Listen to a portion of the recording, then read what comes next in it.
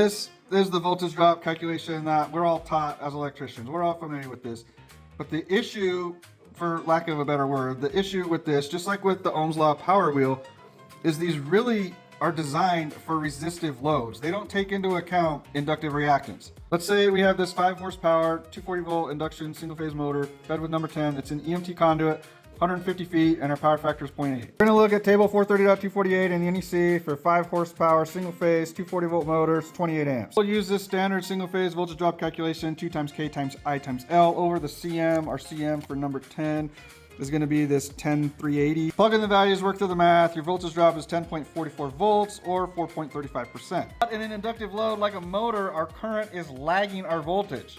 So here's another equation we can use, and this takes into account the phase angle between the current and the voltage. Head to chapter 9, table 9 of the NEC. We're going to use this bottom value because that's going to be per 1,000 feet. We don't care about kilometers because America.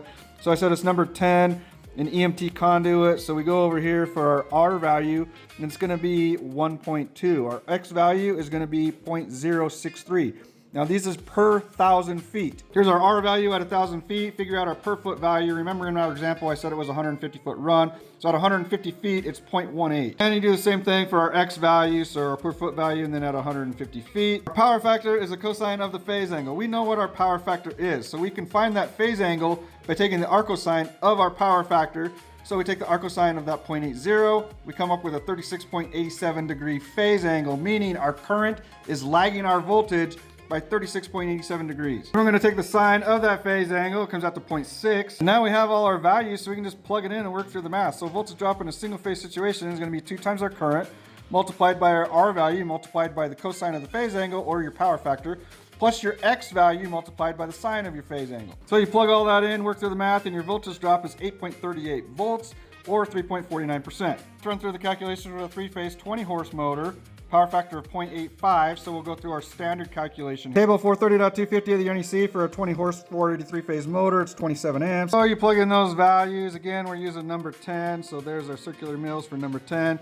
You work through the math and it comes to a voltage drop of 8.72 volts or 1.82% of that 480 volt. Using our other voltage drop equation, it's gonna be the exact same as it was for single phase, except for 2 there and back. Like it was in single phase, it's gonna be the square root of 3. We already know our R and X values because again, it's number 10 in EMT conduit. So we take our arccosine of our power factor, we find our phase angle, we take sine of that phase angle, we plug in the values, we work through the math, and we come to a voltage drop of 7.39 volts or 1.54%. You can see both methods are really close to each other, but if you're dealing with inductive loads and you want to sound super nerdy, you should take into account that phase angle between your voltage and current.